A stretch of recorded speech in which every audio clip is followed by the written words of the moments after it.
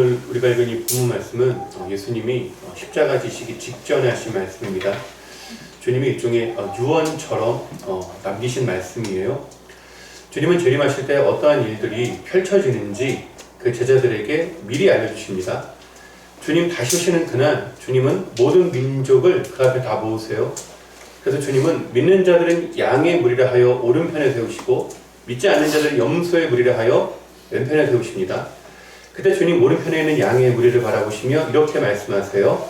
내 아버지께 복받을 자들이여 나와 창세로부터 너희를 위하여 예비된 나라를 상속받으라. 주님은 그 의인들에게 천국을 상속해 주시는데 그 이유를 또 말씀하세요. 의인들을 바라보시며 내가 배고플 때 너희가 먹을 걸 주었고 내가 목마를 때 너희가 마실 걸 주었고 내가 나그네 되었을 때 영접하였고 내가 헐벗었을 때 옷을 입혔고 내가 아플 때 너희가 나를 찾아와 주었고 내가 감옥에 갇혔을 때 와서 보았느니라. 그러면서 주님이 그 의인들에게 고맙다고 하시며 천국에 가자 그러시는 거예요. 근데 그 말을 듣더니 의인들이 당황해야 합니다. 의아해해요. 왜냐하면 내가 이 땅에서 예수님을 믿은 건 맞는데 예수님을 직접 대면해서 밥을 드린 적은 없기 때문이에요. 예수님을 직접 대면하여 물을 떠다 드린 적이 없기 때문입니다. 내가 예수님을 직접 면대면으로 대면해서 옷을 입혀드린 적도 우리 집에 재워드린 적도 병간호한 적도 감옥에 면회간 적도 없는데 나는 그런 일이 없는데 주님이 나한테 그렇게 해줘서 고마워 하시니까 이 의인들이 놀라는 거예요. 그래서 의인들이 주님께 대묻습니다. 주님 우리가 언제 그랬습니까? 우리가 언제 그랬나요? 그때 주님 말씀하십니다. 너희가 여기 내 형제 중에 지극히 작은 자에게 한 것이 곧 내가 한 것입니다. 그제 이 의인들의 의문이 해소가 됩니다. 내가 이 땅 낮은 데서 만났던 작은 자들이 바로 예수님이었구나. 내가 이 땅에서 만났던 소외된 이웃들이 바로 예수님이었구나 라는 걸 그제야 알게 되는 거예요. 우리가 이 본문 말씀을 읽다 보면 이것이 마치 행위 구원을 이야기하는 것 같아요. 작은 자들을 섬겨야 구원받는다. 이렇게 읽히기도 합니다. 근데 우리가 믿기로는 구원은 행위가 아니라 은혜로 주어진다고 믿어요. 예수님을 믿는 믿음으로만 구원받는다라고 우리가 믿습니다. 그런 의미에서 우리가 본문에 주목해서 볼 단어가 하나 있습니다. 바로 34절의 상속이라는 단어예요. 주님 의인들을 바라보며 말씀하십니다. 내 아버지께 복받을 자들이여 나와 창세로부터 너희를 위하여 예비된 나라를 상속받으라. 주님은 그 의인들에게 천국을 주시는데 그걸 상속이라는 방식으로 주시겠다고 지금 말씀하시는 거예요. 상속은 언제 쓰이는 말입니까? 부모님으로부터 유산을 물려받을 때 우리는 상속이라는 단어를 사용합니다. 되게 죄송스러운 말씀이지만 이 부모님에게 유산을 상속받기 위해서는 부모님이 돌아가셔야만 받을 수 있어요. 돌아가셔야만 받을 수 있어서 유산이고 상속입니다. 근데 재림하신 주님이 천국을 의인들에게 믿는 자에게 주시는데 그걸 상속해 주시겠다는 거예요. 여기에 모순이 있습니다. 아이러니가 있어요. 왜냐하면 하나님은 죽을 수 없습니다. 하나님은 죽을 수 없는 존재예요. 죽을 수 없는 존재인 하나님이 죽어야만 줄 수 있는 유산을 상속해 주시겠다고 하니까 천국을 유산으로 주시겠다고 하니까 이게 앞뒤가 안 맞는 겁니다.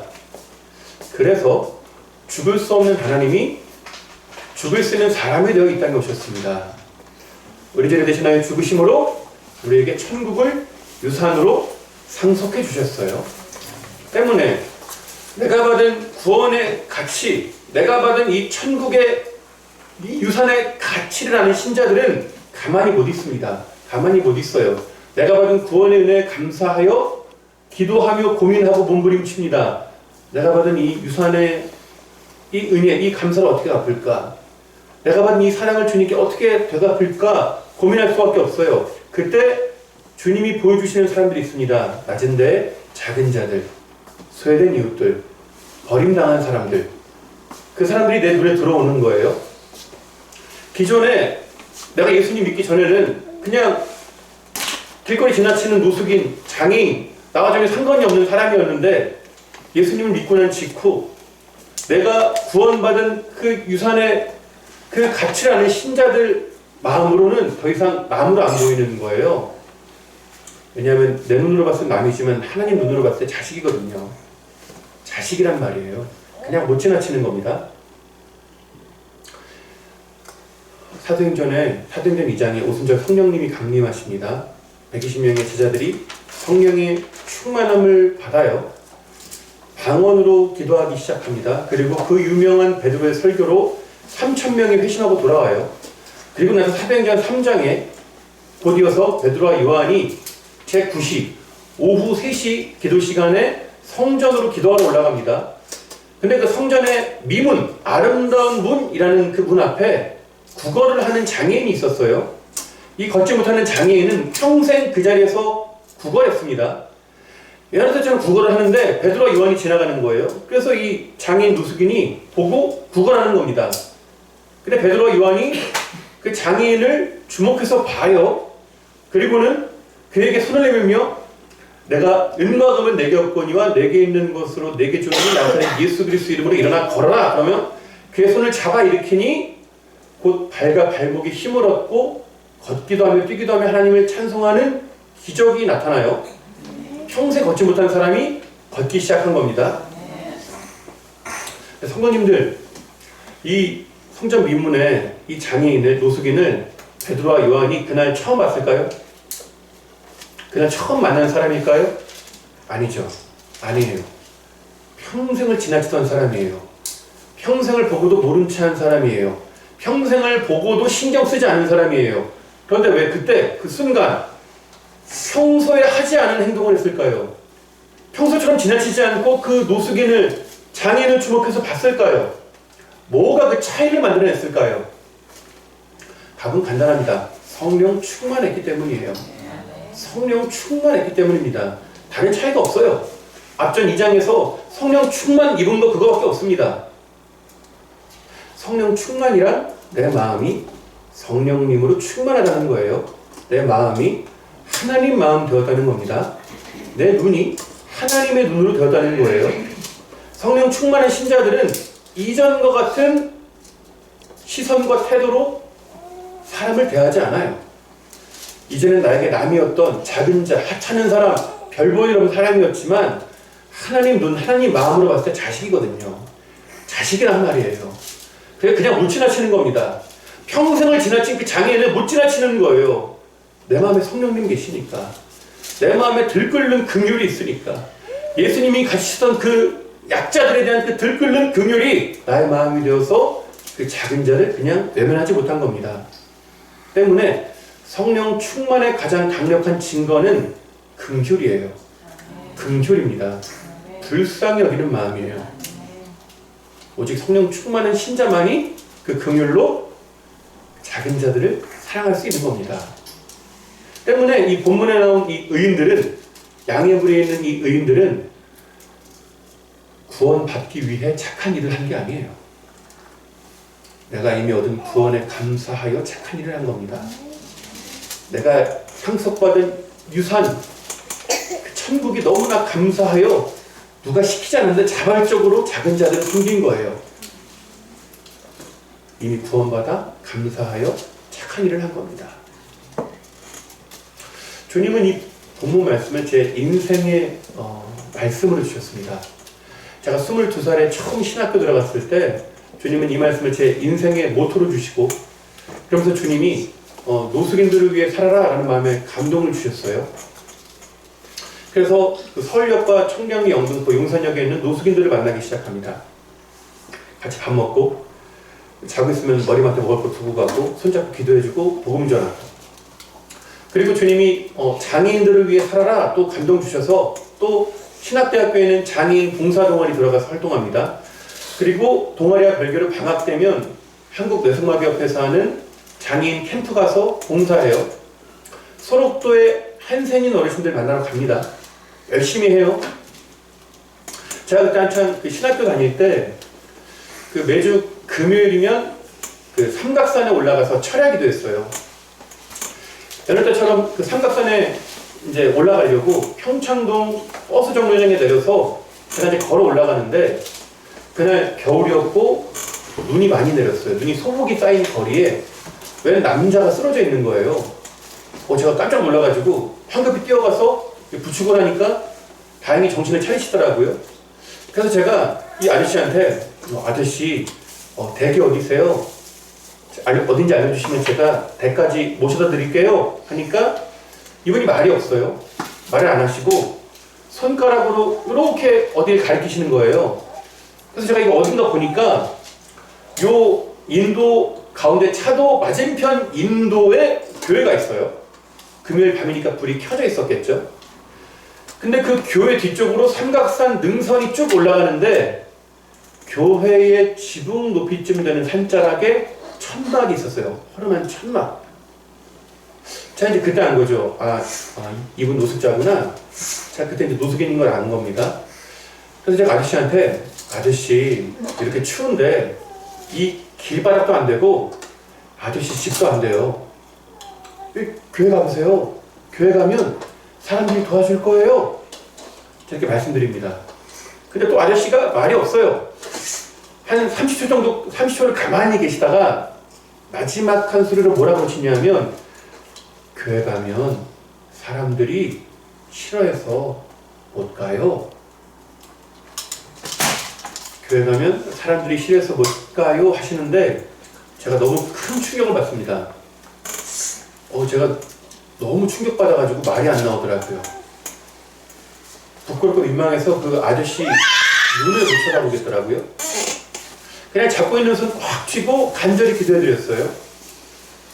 그리고 이제 저 같이 산기도하러 가는 멤버들이 뒤에서 저를 기다리고 있으니까 제가 더 오래 있을 수 없어서 그냥 주머니에 있는 거 제가 털어서 아저씨 손에 쥐어드리고 이제 인사하고 이제 저는 이제 산을 올라갑니다.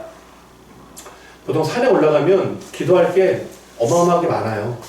나라 민족을 위해, 선교사님들을 위해, 열방을 위해, 북한을 위해 기도할 게 많은데 저는 저 한 사람만큼은 그 밤새 그 아저씨 한 분만을 위해 기도했어요. 이 아저씨 한 사람만을 위해 기도합니다. 저는 그때 교회의 민낯을 처음 본 거예요. 주님이 우리에게 유언처럼 당부하셨는데 지극히 작은 자가 곧 나라고 하셨는데 지극히 작은 자와 자신을 동일시하시면서까지 우리에게 교회에 작은 자들을 맡기셨는데 그 작은 자들을 품지 못하는 교회의 현실을 처음 마주한 겁니다. 익숙하지 않아서 방법을 몰라서 불편해서 그 작은 자들 섬기지 못하는 교회의 현실을 그날 처음 본 거예요. 그리고 저는 그게 그 평창동에 불 켜진 한 교회만의 문제가 아니라는 걸 아는데 오래 걸리지 않습니다. 많은 교회들이 동일한 문제로 고민하고 있다는 걸 제가 알게 돼요. 하루는 제가 이제 교회에서 이제 찬양단 연습을 하고 있었어요. 제가 고향이 강원도 춘천인데 제가 이제 주말이면 춘천 고향 교회 내려가서 이제 봉사했습니다. 찬양팀 리더여가지고 이제 토요일 저녁이면 찬양 연습을 했어요. 한참 연습하는데 교회 이제 뒤에 문을 열고 웬 남자가 들어오는 거예요. 근데 한눈에 봐도 노숙인이더라고요. 저는 괜찮았어요. 늘 보는 게 노숙인이니까. 근데 옆에 있는 이 청년들이 기겁을 하는 거예요. 왜냐하면 노숙자들은 서울이나 경기도의 큰 지하철역 주변에 있잖아요. 강원도 춘천은 노숙자가 없어요. 노숙자가 강원도 춘천까지 올 일이 없어요. 거의 없어요. 근데 그 노숙자가 교회 문을 열고 들어오니까 청년들이 기겁을 하는 거예요. 어쩔 줄 몰라 하는 거예요. 그래서 제가 청년들한테 연습하고 계세요 하고 연습시키고 제가 이제 아저씨한테 다가갑니다. 다가가서 안녕하세요. 어떻게 오셨나요? 여쭈니까 좀 말이 없으시다가 좀 얼버무리시더라고요. 그냥 뭐 할 말이 없으신지 그냥 여기저기 뭐 이렇게 다니다 왔습니다. 이렇게 이야기하시더라고요. 그래서 제가 또 아저씨한테 혹시 식사는 하셨어요? 여쭈니까 또 말이 없어요. 그래서 제가 또 아저씨 손을 잡고 교회 앞에 있는 식당을 갑니다. 알탕을 2그릇 시켜서 같이 밥을 먹어요. 제가 이제 식사하면서 이분의 지나온 과거를 듣는 겁니다. 이분이 한때는 수원에서 큰 공장을 몇 개씩 운영하는 사업가였어요. 성공한 사업가 부자였습니다. 근데 이분이 어느 날 도박에 손을 대요. 도박 중독에 빠집니다. 그리고 알코올 중독에 빠지다가 급기야는 마약에 손을 대요. 마약 중독에 빠집니다. 그래서 그 마약 때문에 감옥에 교도소에 수감된 거예요. 그러니까 뭐 이제 수감된 사이에 뭐 사업체 다 부도나고 집은 다 뭐 경매로 넘어가고 뿔뿔이 흩어지고 이 오갈 데가 없으니까 강원도 춘천 시골까지 온 거예요.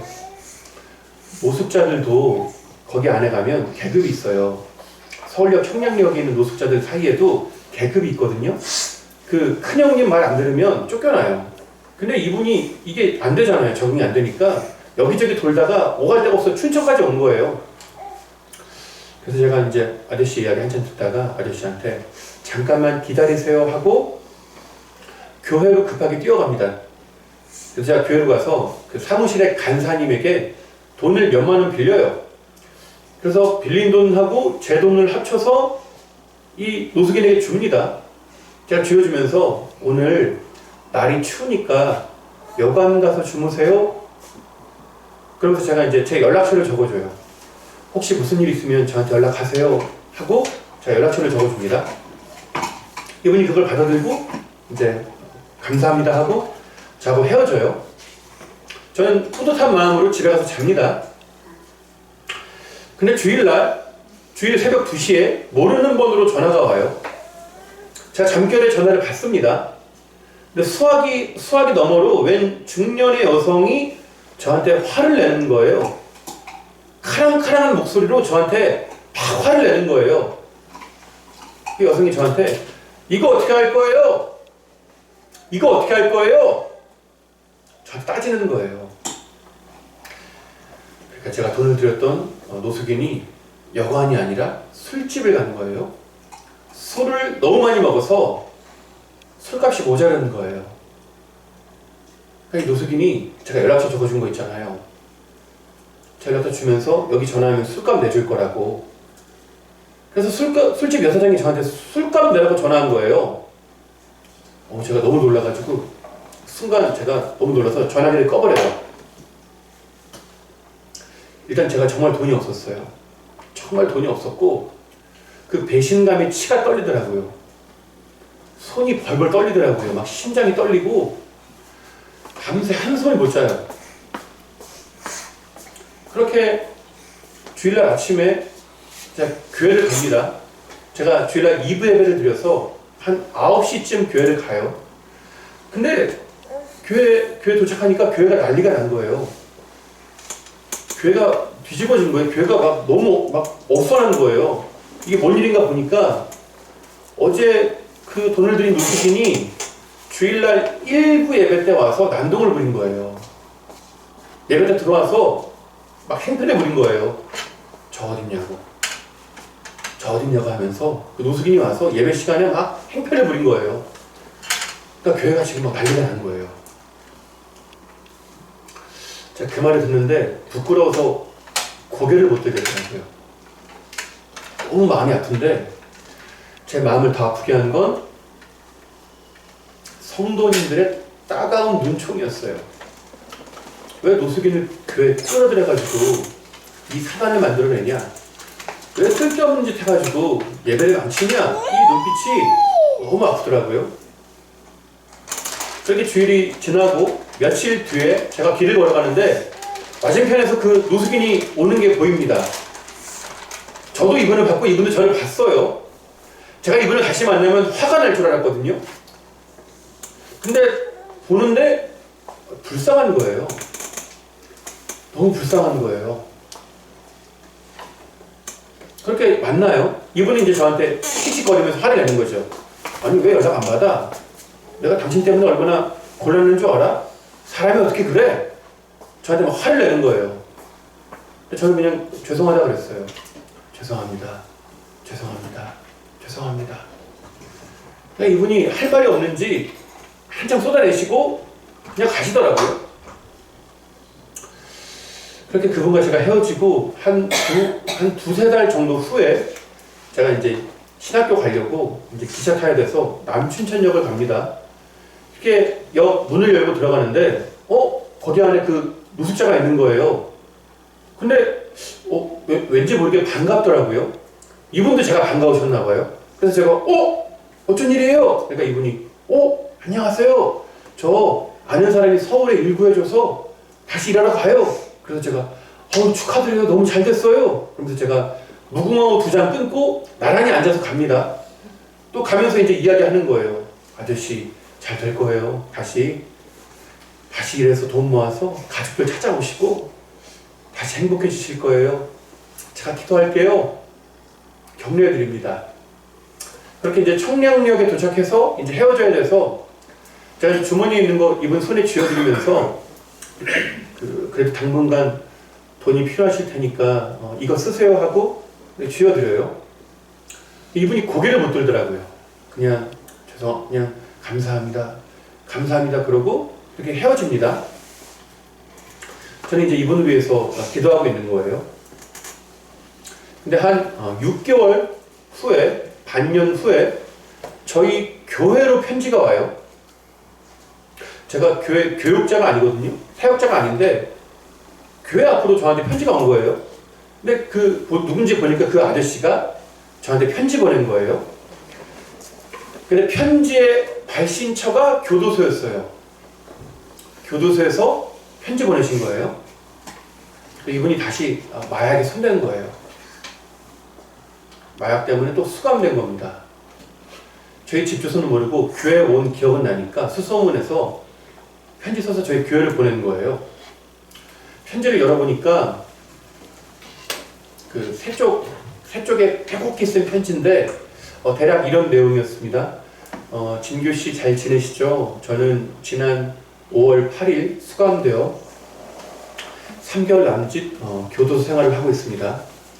교도소에서 진규씨 생각이 참 많이 났어요. 지금까지 많은 그리스도인들을 보았지만 진규씨 같이 진실된 믿음을 가진 사람은 처음 봤어요. 제가 언젠가 개과천선하여 출소하면 진규씨가 목회하는 교회에서 함께 신앙생활하고 싶어요. 그때 저를 잘 이끌어주세요 라는 편지를 보내신 거예요. 제가 그걸 보고 너무 고맙고 너무 죄송하더라고요. 더 잘해드릴 걸. 죄송하더라고요. 제가 그 편지를 지금도 가지고 있어요. 제가 이제 이따금씩 꺼내 읽습니다. 힘들 때 꺼내 읽어요. 그때부터 제가 이제 기도하기 시작한 거예요. 하나님, 이 아저씨가 언젠가 출소해서 저를 찾아올 텐데 이 아저씨가 마음 놓고 드나들 수 있는 교회를 제가 개척하거나 그런 교회에서 신앙생활을 하게 해달라고 제가 기도합니다. 신실한 하나님은 제 기도에 응답해 주셨어요.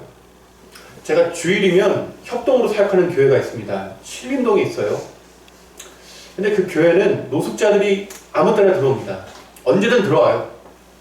그냥 와가지고 밥 차려면 밥 차려주고 필요한 거 있으면 필요한 거 주고 여기 와서 자고 싶으면 그냥 자고 그런 교회입니다. 근데 어느 날은 저희 교회에서 그 인근의 작은 광장에 모인 90명의 노숙인들을 위해서 빵하고 음료를 나눠주는 사역을 해요. 근데 그렇게 사역을 나갈 때 그 90명 중에 그 큰형님이 있어요. 대장이 있거든요. 근데 이 대장이 길거리에서 저희 담임 목사님에게 복음을 듣고 이분이 회심을 해요. 그러면서 이 노숙인이 내가 술을 끊겠노라며 저희 교회에 들어와 삽니다. 저희 교회에서 2년 동안 먹고 자요. 그러면서 모든 예배를 다 드리고 성경을 필사합니다. 결국 이분이 완전 술을 끊어요. 아파트 경비를 몇 년째 하고 계세요. 돈을 모아서 자기 집을 얻어서 교회를 나가서 살기 시작하십니다. 그리고 작년에 저희 교회에서 집사 임직 받으셨어요.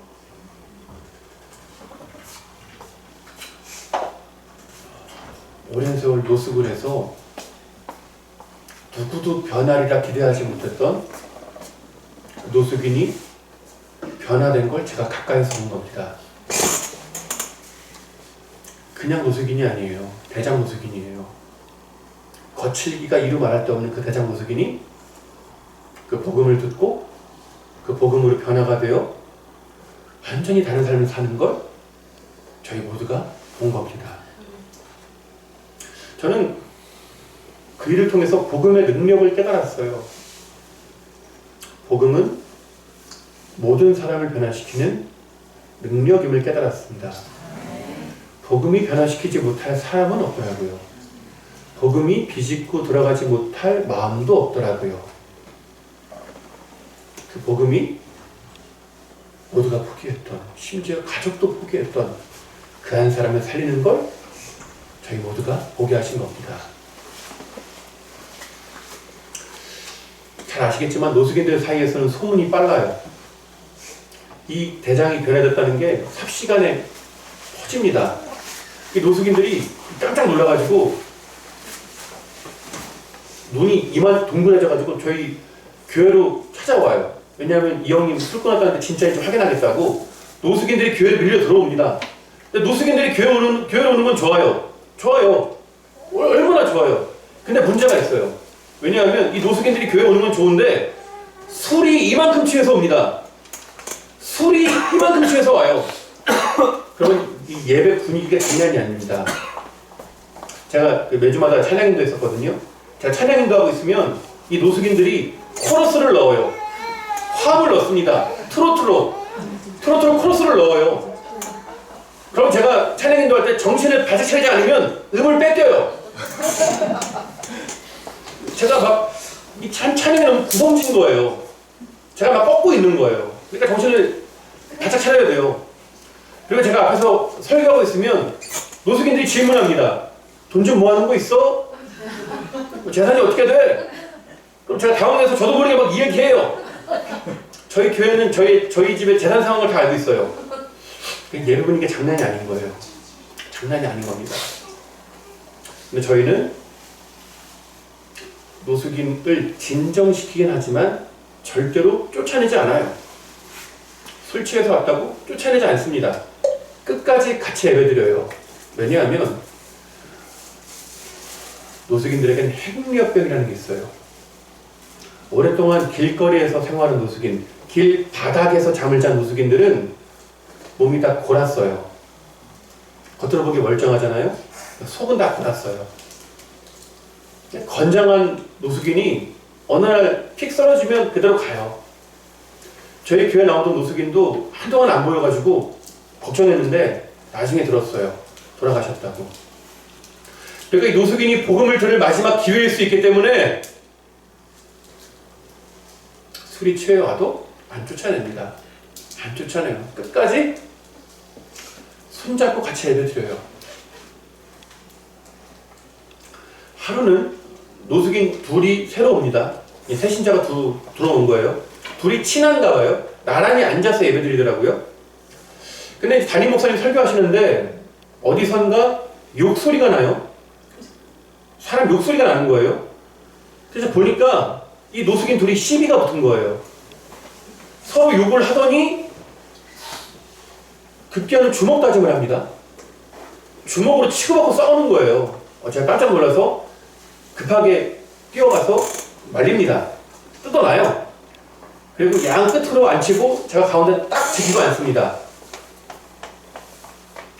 이렇게 앉아가지고 가쁜 숨을 몰아쉬는데 너무 고통스럽더라고요.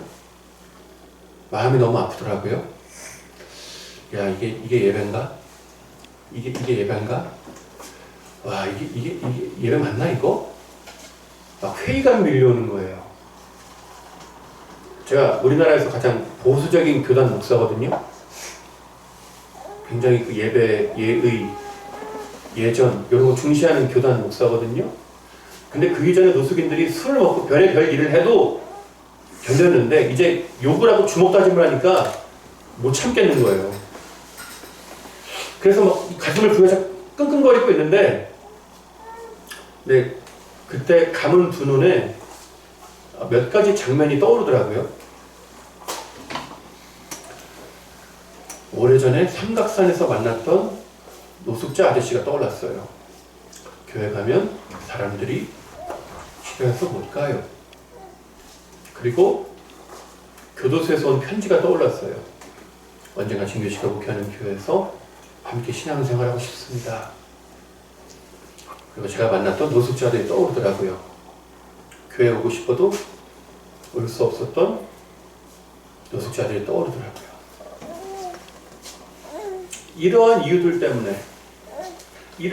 때문에 교회들에서 노숙자들을 받을 생각을 못하는데, 이러한 이유들에도 불구하고 이 노숙자들을 받아들이는 교회에 제가 있다라는 게 너무 감사하더라고요. 그 순간 제가 하나님이 제 기도에 응답해 주셨다는 걸 제가 그때 깨달은 거예요. 노숙자가 언제든 들어올 수 있는 교회에서 신앙생활하겠다고 기도했는데 하나님이 이미 내 기도에 응답해 주셨다는 걸 제가 그 순간 깨달은 거예요. 그러니까 고통이 감사로 바뀌더라고요. 원망이 기쁨으로 변하더라고요. 너무 감사하더라고요. 저는 그곳에서 노숙인들과 함께 예배드리며 한 가지 깨달은 게 있습니다. 도저히 예배드릴 수 없는 사람들과 함께 있는 걸 하나님 기뻐하시더라고요.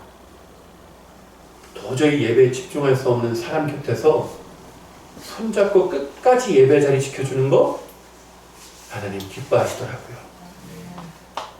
이렇게 우리가 고요하고 단정된 가운데 우리의 마음을 오롯이 하나님께 올려드리는 예배를 하나님 기뻐하시죠. 그런데 그에 못지않게 어쩌면 그보다 더 도저히 예배드릴 수 없는 사람 손잡고 끝까지 예배 자리를 지켜줄 때 하나님 기뻐하시더라고요. 하나님 은혜 주시더라고요.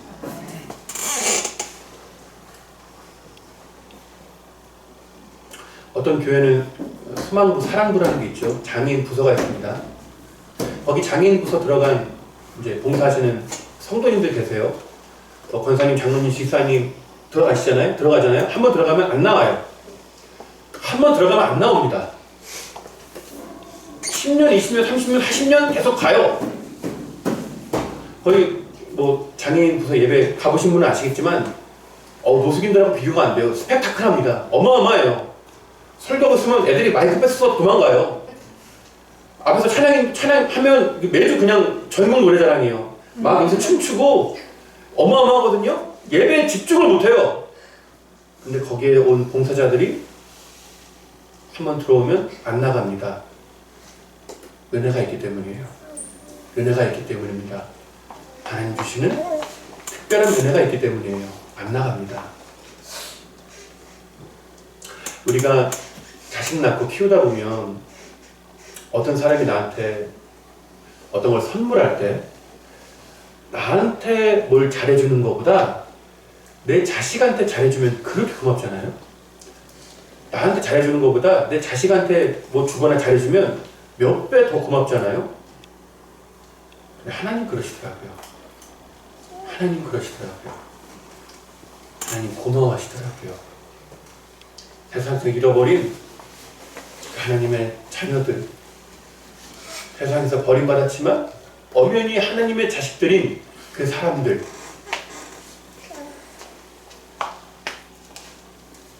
그 사람들한테 잘해줄 때 하나님 고마워하시더라고요. 하나님 은혜 주시더라고요. 그리고 하나님 갚아주시더라고요.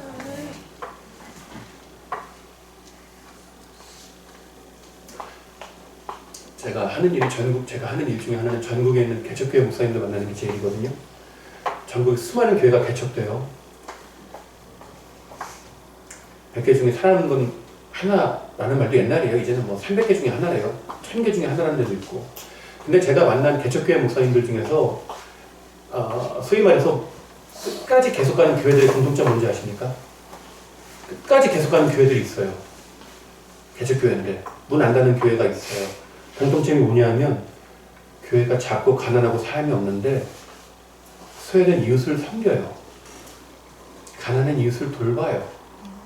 잃어버린 하나님의 자식들을 챙겨요. 하나님 복 주시더라고요. 은혜 주시더라고요. 고마워하시더라고요. 특별한 은혜 주시더라고요.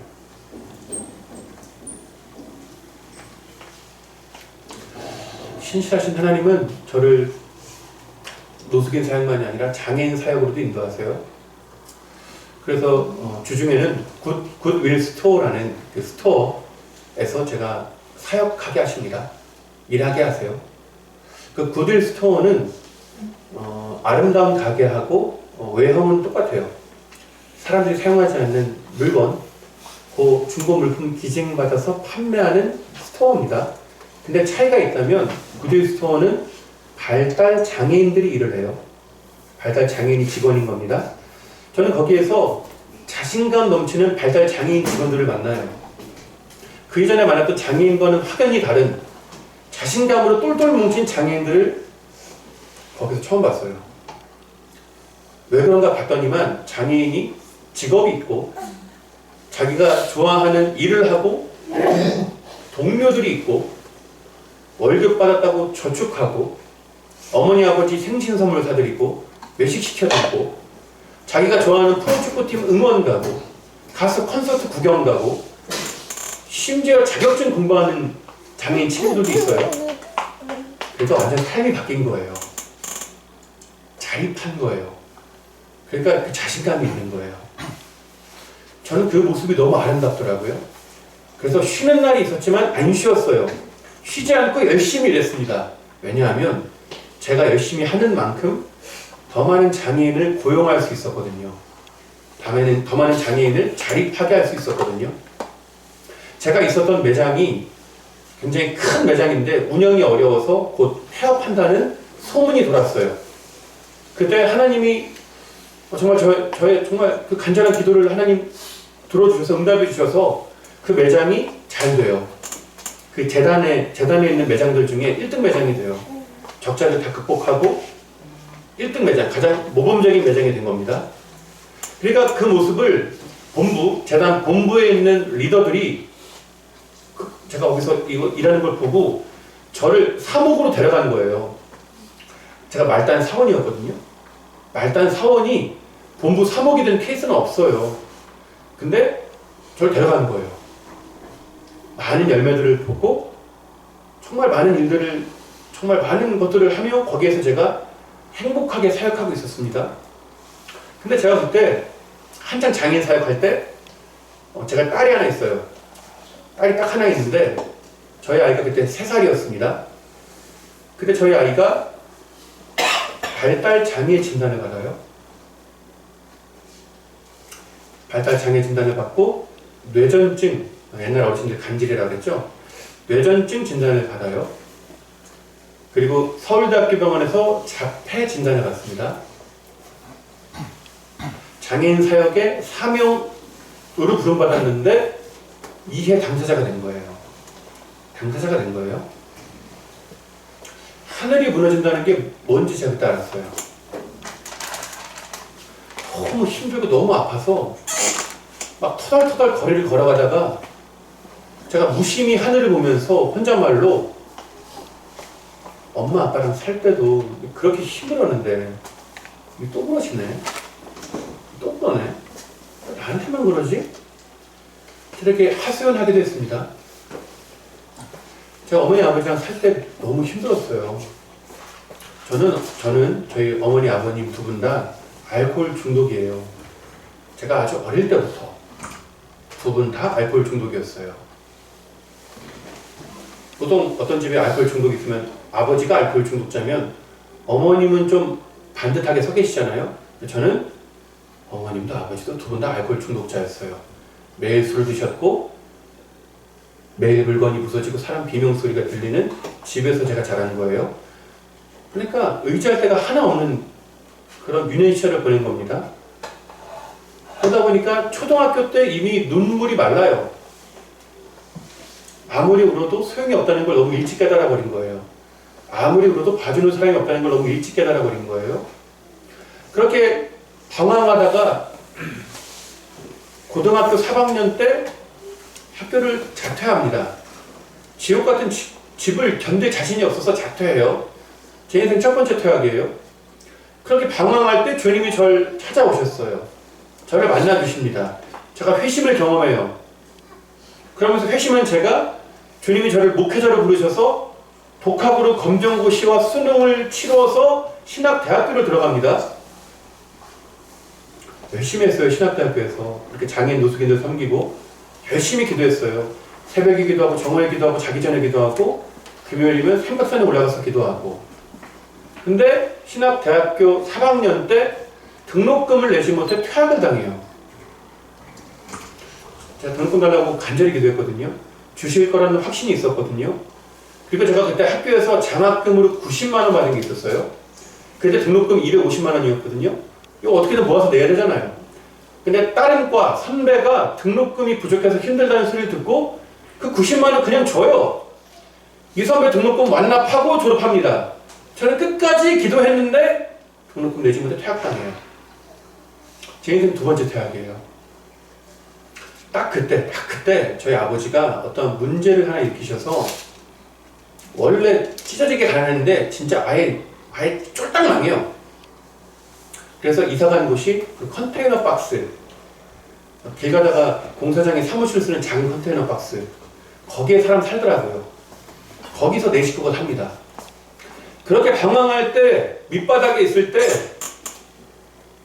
주님이 또 저를 찾아오셨어요. 저를 또 만나주십니다.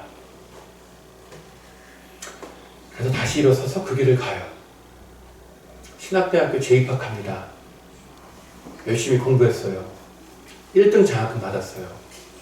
학생회장 했어요. 열심히 했어요. 신학대학교 졸업하고 신학대학원 들어갔습니다. 대학원 1학기 때 또 아버지가 어떠한 문제를 일으키셨어요. 어머니가 큰 충격 받으셔서 우울증이 점점 깊어지시더니 어느 날부터 아들을 못 알아보더라고요. 어머니가 아들을 못 알아봐요. 그리고 더 큰 문제는 스스로 자해하신다는 거예요. 제가 두고 볼 수 없어 어머니 손잡고 한림대학병원 정신과 과장 교수님 만나니까 그 교수가 저희 어머니한테 어머님 그 조현병입니다. 조현병이니까 지금 당장 입원하세요. 그래서 제가 어머니 손잡고 8층 정신병동 입원시켜드려요. 그리고 며칠 뒤에 저희 아버지가 알코올 중독이 너무 심해져서 제가 또 아버지 손잡고 그 과장 교수 또 만납니다. 그 교수가 저희 아버지 보더니 아버지 알코올 중독이 너무 심합니다. 당장 입원하세요. 그래서 아버지도 제가 8층에 입원시켜드렸어요. 두 분 다 같은 시기에 정신병원 들어가신 거예요. 도저히 버틸 힘이 없어서 다니던 신학대학원을 자퇴합니다. 자퇴해요. 그렇게 우여곡절을 거쳐서 다시 신학대학원 들어가고 사랑하는 사람을 만나 결혼을 했습니다. 그리고 아이를 하나 낳았어요. 그리고 노숙인과 장애인을 위해 열심히 사역했습니다. 저희 아이가 3살 때 장애 진단 받은 거예요. 복합 장애 진단 받은 거예요. 제가 진짜 간절했거든요. 엄마 아빠처럼 살지 말아야지. 믿음의 가정 꾸려야지. 행복한 가정 꾸려야지. 진짜 애절했거든요. 근데 저희 아이가 4살 때 장애 진단 받은 겁니다. 그 이전에 3번의 태양을 당하고 별의 별일이 있어도 삶을 포기하고 싶다는 생각을 한 적은 없어요. 근데 자식이 장애 진단 받고 매일 병원 가는 건 차원이 다르더라고요. 차원이 다르더라고요. 못 살겠더라고요. 근데 그렇게 힘들 때 저하고 제 아내가 결혼하고 나서 매일 밤 자기 전에 항상 기도했거든요. 근데 그때도 아이 장애 진단서 받아오고 아내하고 저하고 밤에 기도했어요.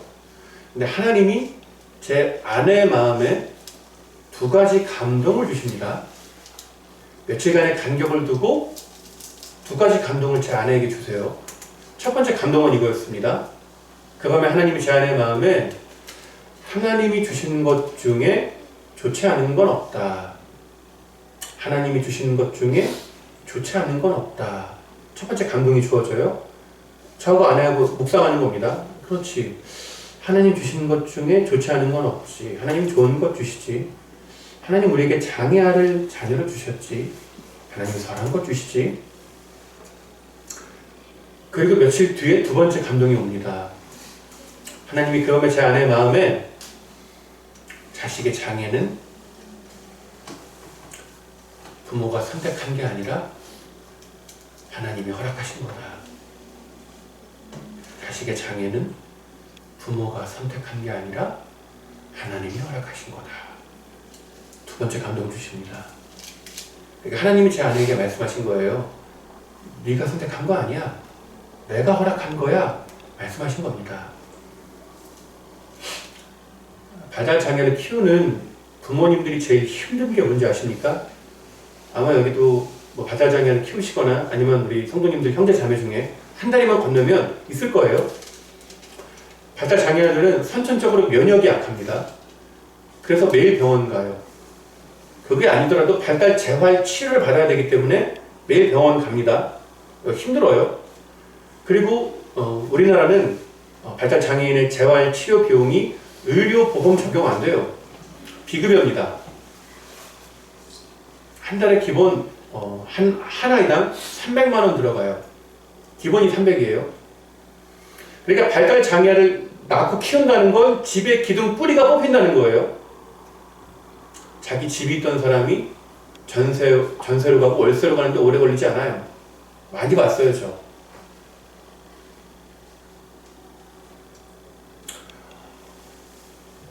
애엄마는 하루 종일 이 통제 안 되는 애 붙들고 씨름하고, 아버지는 직장에서 힘들게 일하다가 저녁에 퇴근하면 집에 오나요? 집에 못 와요? 어딜 들어와요? 못 들어와요? 쿠팡 때려가요. 대리 때려갑니다. 병원비 벌어야죠. 병원비 벌어야죠. 어딜 들어와요? 그래, 사는 게 아니에요. 제가 지금 되게 극단적인 예를 드는 것 같죠? 아닙니다.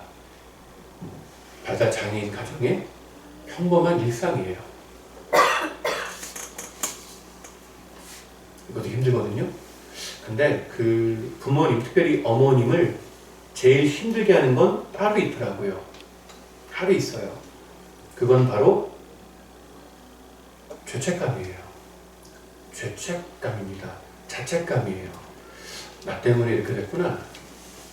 나 때문에 내 자식이 장애인 됐구나. 나 때문에 내 새끼가 장애인으로 태어났구나.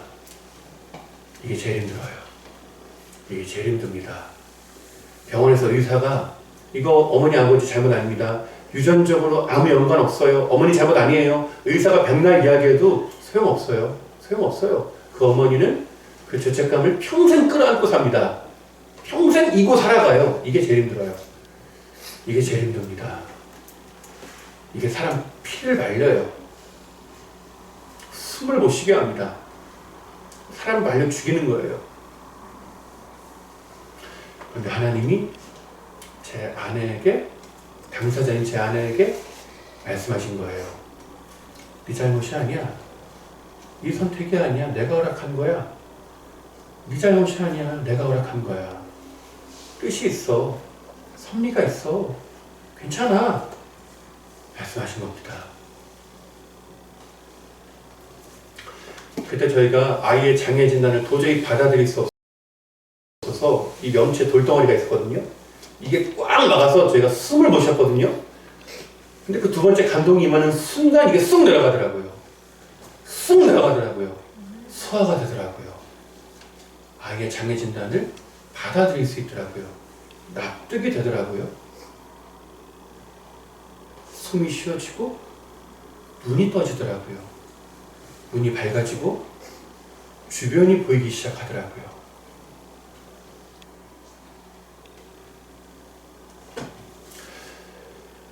예수님을 믿는 신자도 아무리 잘 믿어도 고난이 찾아올 때가 있더라고요. 욥이 고난당했잖아요. 욥처럼 하나님을 잘 믿는 사람이 어디 있을까요? 지금까지도 없었고 아마 앞으로도 없을걸요? 근데 그런 욥이 고난당합니다. 근데 신자도 불신자들처럼 고난받는데 신자가 좋은 게 하나 있더라고요. 성도의 특권이 하나 있더라고요. 신자도 고난받는데 신자는 해석된 고난을 받거나 해석이 될 고난을 받아요. 하나님이 고난을 해석해 주십니다. 고난 가운데 남긴 뜻과 섭리를 깨달아 알게 하세요. 거기에 해석이 되잖아요? 감동이 오잖아요? 소화가 됩니다. 이해가 돼요. 받아들일 수 있습니다. 그 전엔 하나님이 나한테 고난 폭탄 던져주고 혼자서 저 멀리 도망친 줄 알았거든요.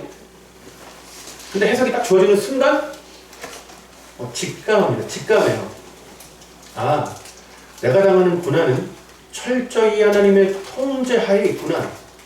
내가 당하는 고난은 철저히 하나님의 손 안에 있구나. 직감합니다. 내가 고난당할 때 하나님이 가장 멀리 있다고 느껴지는 그 순간이 실상은 하나님이 가장 가까이 계신 순간이라는 걸 직감해요. 하나님이 도저히 보이지도 느끼지도 잡히지도 믿기지도 않은 그 순간이 실상은 그 어느 때보다 하나님이 내 곁에 가장 가까이 계신 순간이라는 걸 직감합니다. 그럼 숨이 쉬어져요. 숨이 쉬어집니다. 내가 혼자가 아니라는 걸 아니까 숨이 쉬어지는 거예요. 하나님이 나 죽이시려고 고난 주신 게 아니라 그 고난을 통해서 하나님의 뜻이 있기에 그 뜻이 있다는 걸 내가 아니까 내가 저주받은 게 아니라 여전히 하나님의 섭리 가운데 인도하신 가운데 있다는 걸 아니까 사라지는 거예요. 숨이 쉬어지는 겁니다. 우리 성도님들 누구나 할 것 없이 영체 돌덩어리 하나씩 입고 사실 겁니다. 바라기는 오늘 이 밤 하나님이 해석을 주시길 원합니다. 아멘. 하나님이 감동 주시기 원합니다. 아멘. 깨닫게 되시길 바랍니다. 아멘. 해석된 아픔은 사명이 돼요. 해석된 고난은 사명이 됩니다. 그게 해석이 되고 나서 제가 장애인 사역을 생명을 걸고 합니다. 원래 열심히 했거든요. 근데 하나님의 그 뜻을, 섭리를 깨닫게 하신 뒤로 제가 생명을 걸어요. 왜냐하면 제가 잘해야 저희 딸 아이가 자라서 맞이할 세상이 바뀌거든요. 저희 딸이 장애인에 대한 편견이 없는 세상을 맞이할 수 있거든요. 딱 그때 하나님이 저한테 1만 장애인 파송 운동이라는 비전 주세요. 한국교회가 연합하여 1만 명의 장애인을 세상으로 파송하자 운동을 제가 시작합니다. 구디스토어 같은 그런 기관들은 땅에 떨어진 이삭, 하나님 필요 없는 거 주지 말라 그랬잖아요. 구약에. 구디스토어는 그런 것들 기증하는 곳이에요. 나한테 당장 필요 없는 거 기증하면 한국교회 10%만 그 일에 동참하면 10,000명의 장애인이 일을 하겠더라고요. 그때만 해도 전국에 구디스토어 장애인이 직원이 한 3,400명 정도 될 때였거든요. 근데 한국교회 10%만 일을 하면 10,000명의 장애인이 일을 하겠더라고요. 그 10,000명의 장애인이 일을 한다는 건 10,000명의 어머님의 한이 풀린다는 거예요. 많은 가정이 산다는 겁니다. 그리고 10,000명이 일할 구디스토어 같은 스토어들이 전국에 생기잖아요. 그럼 거기를 드나드는 비장애인들의 편견이 깨집니다. 왜냐하면 장애인에 대한 편견을 깨뜨리는 가장 빠르고 강력하고 확실한 건 만남이거든요. 만남이에요. 만나면 아무렇지 않아요. 만나면 편견이 바로 깨집니다. 내가 10,000명의 장애인이 자립하면 수백만, 천만 단위의 비장애인의 편견이 깨지는 거예요. 그 비전을 저한테 주시는 거예요. 그래서 제가 그거를 그냥 혼자서 외칩니다. 제가 무명의 목사였거든요. 저 그냥 작은 교회, 개척교회, 노숙인 교회 목사잖아요. 근데 신기하게 그때부터 교회들에서 저를 설교자로 불러줍니다. 여러 교회들에서 저를 막 설교자로 불러주는 거예요. 그리고 무명의 목사인 제가 책을 내게 하십니다. 작은 자의 하나님이란 제 첫 번째 책이 나와요. 그 책이 나오자마자 한 달 만에 1쇄가 다 나가요. 그 베스트셀러 순위에 올라갑니다. 그 책의 결말이 1만 장애인 파송 운동이에요. 책이 발이 달려가지고 책이 지 혼자 전국을 누비더라고요. 책이 막 사역하더라고요. 그 책이 그 베스트셀러 순위에 있으니까 CBS에 새롭게 하셔서 그 작가가 사서 봅니다. 그래서 저를 새롭게 하셔서 방송 나와달라고 해서 방송을 나가요. 그리고 그 책을 또 다니엘 기도회 그 디렉터 목사님이 보고 저를 또 섭외합니다. 또 다니엘 기도에 나가요.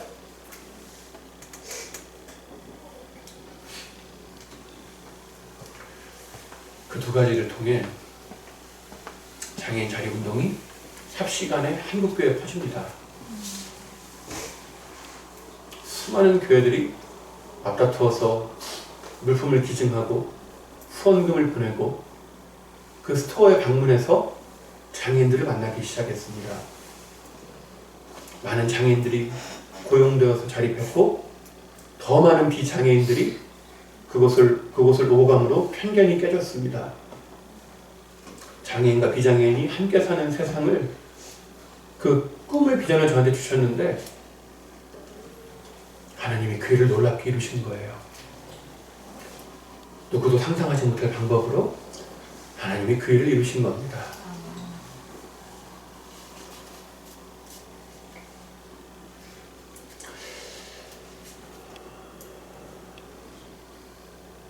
하나님은 보통 아픔이 사명되게 하시더라고요.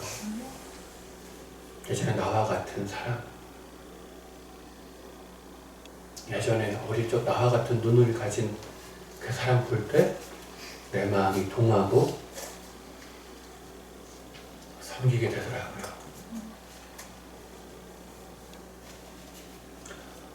하나님이 성도님들 각자에게 맡기신 그런 작은 자들이 있을 겁니다. 성도님들의 내적 모습을 닮은 누군가가 있을 거예요. 그가 바로 하나님이 맡기신 영혼인 줄 믿습니다. 하나님이 보내주신 영혼인 줄 믿습니다. 그가 곧 예수님이라 하셨으니 그 믿음 가지고 섬기실 때 하나님이 그 사람 구원하시고 우리 성도님들 복 주시리라 믿습니다. 말씀의 결론입니다.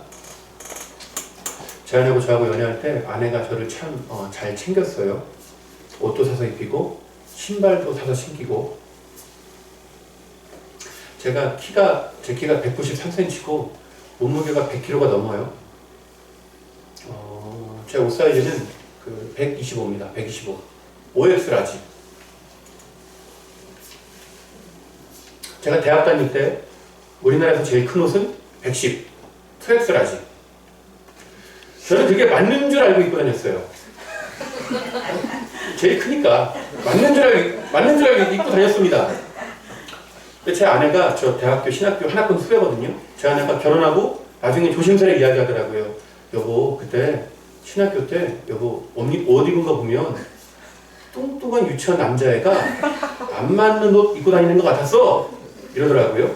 그러면서 연애할 때 옷을 막 입히는 거예요. 공수해서 막 미국에서 막 옷을 공수해서 막 입히는 거예요. 그리고 제가 그때 몸이 안 좋아서 막 길거리 가다가 픽 쓰러졌어요. 막 온몸에 식은땀이 비오도 타고 누구도 저를 돌봐주는 사람이 없었으니까 저도 이제 너무 몸이 안 좋았는데 그때 이제 아내가 연애할 때 저한테 너는 쓰러지면 안 돼. 왜냐하면 네가 쓰러지면 누구도 너를 업고 가지 못해. 쓰러지면 안 돼. 이러면서 만날 때마다 그 홍삼 진액 한 병에 30만 원짜리 여처럼 꾸덕꾸덕한 거 그거 만날 때마다 사줍니다. 집에 이만큼 쌓아뒀어요. 티스푼이 아니라 숟가락으로 퍼먹었어요. 그래서 제가 지금 살아있는 거예요. 하루는 추운 겨울에 아내가 목도리를 가져옵니다. 목도리가 이 캐시미어 너무 예뻤어요. 근데 무엇보다 좋아 보이는 건 길었어요. 제 키 때문에 목도리든 넥타이든 짧아요. 근데 아내가 엄청 긴 걸 가져온 거예요. 이거 단체 줄넘기도 되겠더라고요. 그러면서 제 목에 감아주면서 제 아내가 저한테 신신당부합니다.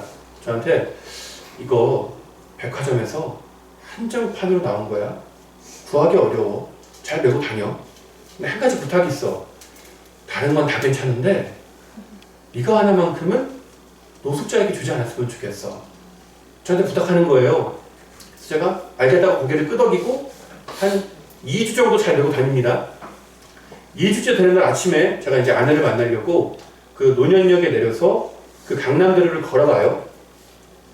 근데 그 동이 터오는 아침에 맞은편 교보문고 방향에서 웬 노숙인이 걸어오는 게 보입니다. 제가 노숙인을 보고 순간 움찔해요. 이거 안 되는데. 이거 벗어주면 큰일 나는데. 이번엔 날 죽일지 모르는데. 죽인다 그랬거든요. 하도 그러니까. 근데 제 발은 이미 가고 있었어요. 가까이서 보니까 백발이 성성한 어르신이 삐쩍 마르셨고 얇은 회색 점퍼 걸치고 벌벌 떨고 계셨어요. 그래서 제가 주머니에 있는 거 어르신 손에 쥐어드리고 목도리를 벗어서 어르신 목에 감아드렸습니다. 이분이 가만히 계시다가 목도리 다 감아드리니까 저를 한번 이렇게 쓱 올려다보시고 가볍게 목례를 하시고 뒤돌아 가셨어요. 제가 그 어르신의 뒷모습을 한참 바라봅니다. 제 시야에서 사라질 때까지 바라봐요. 목도리가 아까워서 바라본 게 아닙니다. 왠지 저한테 찾아온 저 노숙인이 예수님처럼 보였어요. 예수님처럼 보였어요. 그래서 제가 시야에서 사라질 때까지 우두커니 서서 한참을 바라봤습니다. 저는 그때는 깨달았어요. 오늘 본문 말씀에서 주님이 지극히 작은 자 내게 하는 것이 곧 내게 하는 것이니라. 저 이거 작은 자들을 위해서 주신 말씀이라고만 알았거든요. 예수님이 이제 곧 십자가 지시고 부활 승천하셔서 이 땅에 남아있는 제자들에게 그냥 작은 자들을 맡기신 말씀으로만 알았거든요. 근데 그때 일로 제가 깨달은 겁니다. 이 말씀은 제자들을 위한 말씀이기도 했더라고요. 제자들을 위한 말씀이었어요.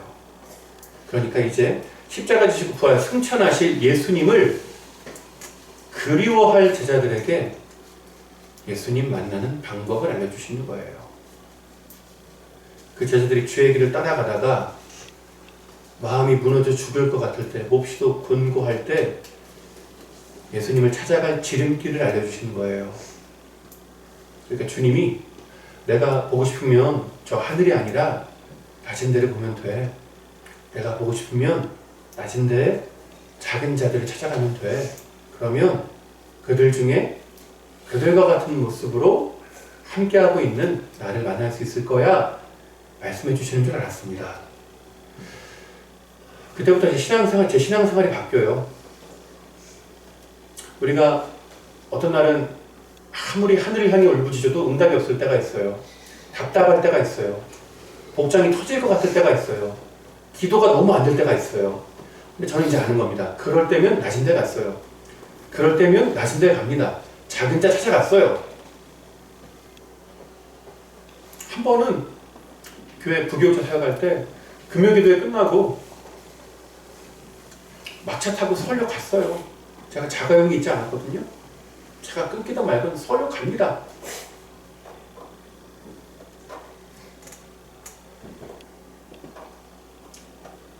자신내서 작은 자의 손을 잡을 때 주님 거기 계셨더라고요.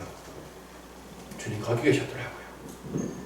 아무리 울어도 답이 없으셨던 주님이 노숙자 옆에 계셨더라고요. 십자가도 강대상도 건반도 아무것도 없는 그 황량한 거리에서 노숙자와 주님이 함께하고 계셨더라고요.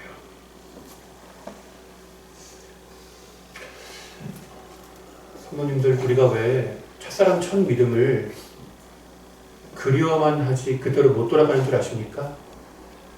주님과의 뜨거웠던 연애 시절을 사무치게 그리워만 하지 그대로 왜 못 돌아가는 줄 아십니까? 성도님들 한번 잘 생각해 보십시오. 우리 성도님들 언제 주님 처음 만나셨나요? 언제 예수님이 우리 성도님들 처음으로 찾아오셨나요? 언제 주님이 처음 만나셨나요? 우리 성도님들 가장 낮은 데 있을 때였잖아요.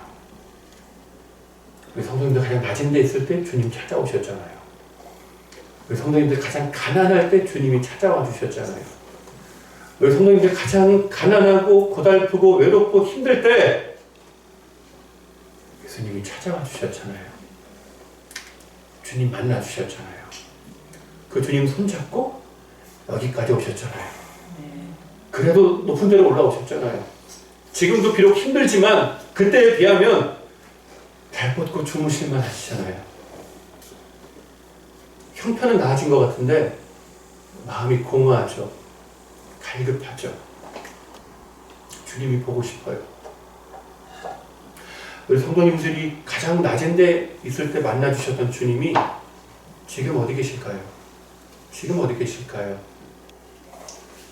옛적 우리 성도님들과 똑같이 어려움 당하고 있는 누군가 곁에 계시겠죠. 옛적 우리 성도님들과 똑같은 눈을 가지고 살아가는 그 소외된 이웃 작은 자 옆에 계시겠죠. 내 손 잡아주셨듯이, 나 안아주셨듯이 그 사람 손 잡아주시고 그 사람 세워주고 계시겠죠. 때문에 내가 정말 예수님이 그립고 만나고 싶다면 우리가 갈 곳은 정해져 있습니다. 낮은 데로 가시면 돼요. 낮은 데로 가시면 됩니다. 낮은 데로 가서 작은 자의 손을 잡을 때 우리는 거기서 비로소 다시 예수님을 만나는 겁니다. 첫사랑이 그때로 돌아가는 거예요. 주님 다시 오시는 그날 우리는 양의 무리에 서서 오실 주님을 맞이할 겁니다. 주님은 저와 우리 성도님들 보시며 예수님이 고맙다고 하실 거예요. 고맙다고 하실 겁니다. 안부야, 참 고마웠다. 나 배고플 때 먹을 거 줘서 고마웠다. 나 목마를 때 마실 거 줘서 고마웠다. 나 추울 때 옷 벗어줘서 고마웠다. 나 집이 없을 때 돌봐줘서 고마웠어. 나 아플 때 감해줘서 고마웠다. 나 갇혔을 때 면회해줘서 고마웠어. 주님이 고맙다고 하실 겁니다. 그리고 주님은 우리 손을 잡고 우리를 천국으로 데려가실 거예요. 우리는 천국에서 주님과 영원히 살 겁니다. 그곳에서 우리는 주님과 영원한 이야기를 나눌 거예요. 그날에 우리는 주님과 이 땅 낮은 데서 나눈 추억을 이야기할 겁니다. 예수님, 저 정말 예수님인지 몰랐어요. 제가 드린 작은 것 받아주셔서 감사해요. 진교야, 그때 정말 고마웠다. 너 그거 겨울잠바 딱 하나 남은 거 내가 아는데 그거 벗어줘서 고마웠다. 이 덕분에 따뜻했어. 예수님, 제가 감사해요. 제가 잠바는 벗어드렸지만 주님이 저 안아주셨잖아요. 그래서 하나도 안 추웠어요. 감사해요, 주님. 주님과의 추억을 나눌 겁니다. 때문에 성도님들, 지금 당장 가셔야 돼요. 예수님 만나러 가셔야 합니다. 낮은 데로 가셔야 합니다. 예수님과의 추억을 준비하셔야 돼요. 예수님과 나눌 영원한 이야기를 지금 여기서 시작하셔야 합니다. 주님 다시 오실 때, 혹은 우리가 주님께 갈 때, 우리는 이 땅에서 아무것도 못 가져가요. 아무것도 못 가져갑니다. 내 평생 땀 흘려 산 집도, 차도, 내가 잃은 업적, 명예, 통장에 돈 아무것도 못 가져가요. 근데 주님 만나는 그날 이 땅에서 가져갈 수 있는 게 딱 하나 있습니다. 이 땅에서 가져갈 수 있는 게 하나 있더라고요. 하나 가져갈 수 있습니다. 사람 가져갈 수 있어요. 사람 가져갈 수 있습니다. 주님 본문 말씀하셨어요. 너희가 여기 내 형제 중에 지극히 작은 자에게 하는 것이 곧 내게 하는 것이니라. 재림하신 주님이 여기 내 형제 중에 지극히 작은 자에게 하는 것이 곧 내게 하는 것이니라 말씀하셨습니다. 주님 이때 말씀하신 여기가 어딜까요? 여기 내 형제 할 때 여기가 어딥니까? 여기가 어디예요? 이때 말씀하신 여기는 이 땅이 아니에요. 이 땅 낮은 데를 말씀하시는 게 아닙니다. 이때 말씀하시는 여기는 재림하시는 현장이에요. 재림하시는 현장. 양의 무리에 섞인 사람들을 보며 너희가 여기 내 형제 중에 즉 이 작은 자에게 하는 것이 곧 내게 하는 것이니라 말씀하신 겁니다. 이 말은 내가 이 땅 낮은 곳에서 섬겼던 작은 자가 나와 함께 천국에 있다는 거예요. 나와 함께 오실 주님을 맞이한다는 겁니다. 나는 그저 작게 적게 섬겼는데 그냥 스쳐 지나가는 인연이라고 생각을 했는데 그게 아니었던 거예요. 내가 적게 섬겼던 그가 나의 사랑을 통해 예수님을 발견하고 예수님을 만나고 예수님을 믿음으로 그가 구원받아 나와 함께 천국에 오는 겁니다. 오실 주님을 같이 맞이하는 거예요. 내 삶의 열매가 되어주는 겁니다. 내 삶의 증인이 되어주는 거예요. 사랑하는 성도 여러분, 그날은 반드시 옵니다. 주님께 드릴 열매를 준비하십시오. 주님과 나눌 영원한 추억을 준비하십시오. 그리하여 그날 기쁨으로 주님을 맞이하시는 저 우리 성도님 되시길 예수님의 이름으로 축원합니다.